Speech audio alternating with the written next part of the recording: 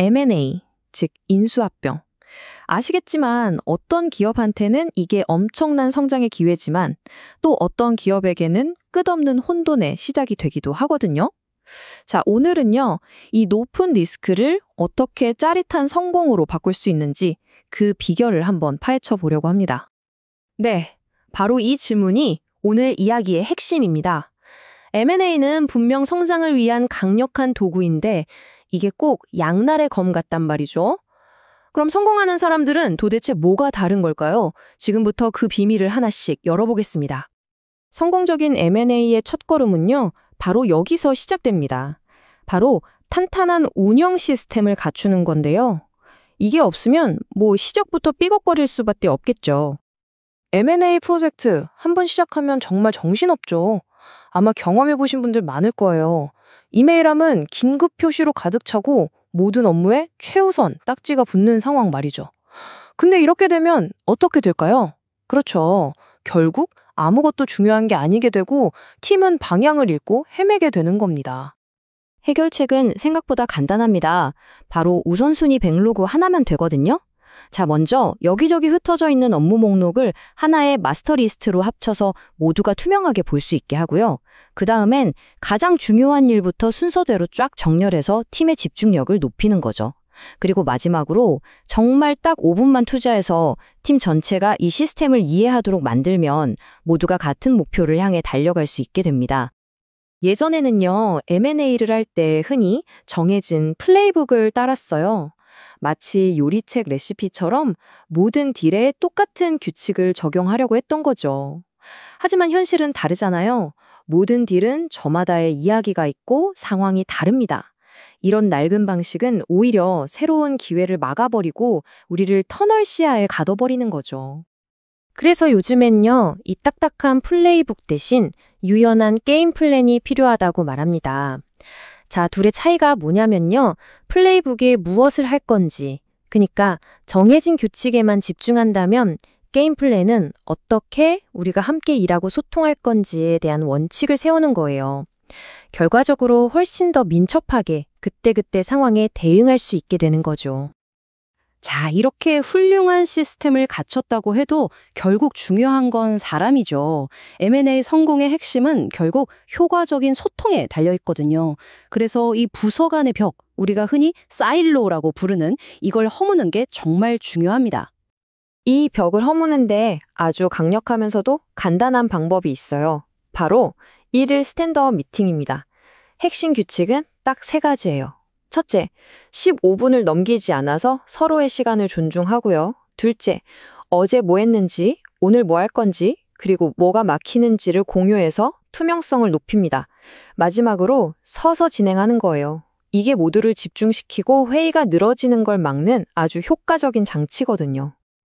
그리고 여기서 우리가 회의에 대한 생각을 한번 완전히 바꿔볼 필요가 있습니다. 회의는요, 정보를 처음 듣고 공유하는 시간이 아니에요. 그건 회의 전에 미리 해야 할 일이죠. 회의 시간은 오로지 토론하고 의사결정을 내리는 데 써야 합니다. 그래야 하면 회의가 그냥 보고만 하는 자리가 아니라 진짜 문제를 해결하는 시간이 될 수 있는 겁니다. 이 인용구가 사일로의 위험성을 정말 정확하게 보여주는데요. 각 팀이 자기만의 우물 안에서 실사를 진행하다 보면 당장 눈앞에 보이는 위험만 체크하게 되고 정작 여러 부서에 걸쳐 있는 더 큰 숨겨진 위험은 그냥 놓쳐버리기 일쑤라는 거죠. 이런 실수들이 나중에 딜 전체의 가치를 크게 깎아먹게 됩니다.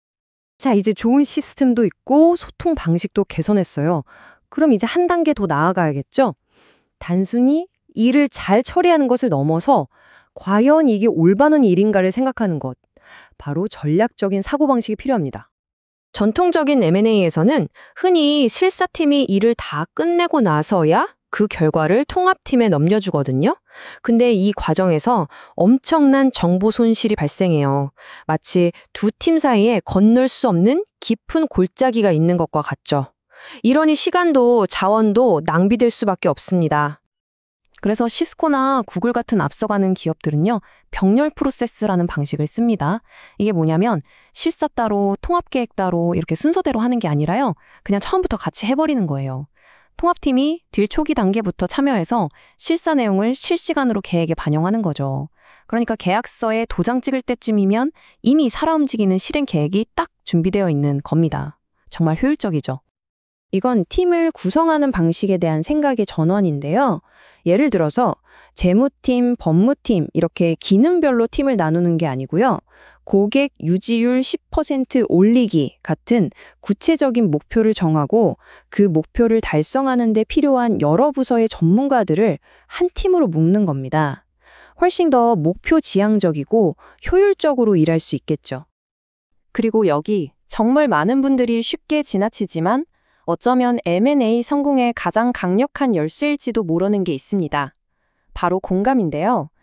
우리는 흔히 공감을 그냥 소프트 스킬 정도로 생각하잖아요. 하지만 M&A의 세계에서는요, 이게 엄청난 힘을 가진 재무적 레버리지가 될 수 있습니다. 이 숫자 한번 보세요. 50%. 정말 놀랍지 않나요?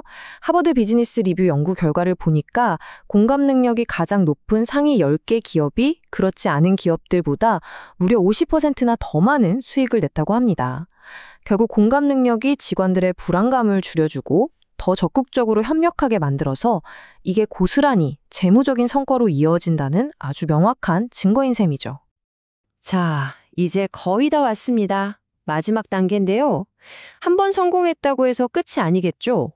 모든 딜을 거치면서 점점 더 강해지는 조직을 만드는 방법, 바로 학습의 선순환을 만드는 겁니다. 그 핵심 도구가 바로 회고라는 건데요. 어려운 게 아니고요. 딜의 중요한 단계가 끝날 때마다 팀이 다 같이 모여서 솔직하게 이야기하는 시간을 갖는 거예요. 뭐가 잘 됐는지, 뭐가 아쉬웠는지, 그리고 다음엔 어떻게 더 잘할 수 있을지를요. 효과적인 회고는요, 그냥 모여서 얘기하는 게 아니라 강력한 질문에서 시작됩니다. 이번에 정말 잘한 건 뭐였지? 이걸 통해서 성공 공식을 찾아내고, 뭘 배웠을까? 이걸 통해서 지혜를 얻고요. 마지막으로 다음엔 뭘 피해야 할까? 이걸 통해서 같은 실수를 반복하지 않는 거죠. 이 세 가지 질문이 바로 지속적인 성장을 만드는 엔진이 되는 겁니다. 자, 이제 여러분께 질문을 하나 드리면서 마무리할까 합니다. 여러분께서 방금 아주 힘든 딜 하나를 끝냈다고 한번 상상해 보세요. 오늘 우리가 함께 살펴본 내용들을 바탕으로 다음번에는 무엇을 어떻게 다르게 시도해 보시겠습니까?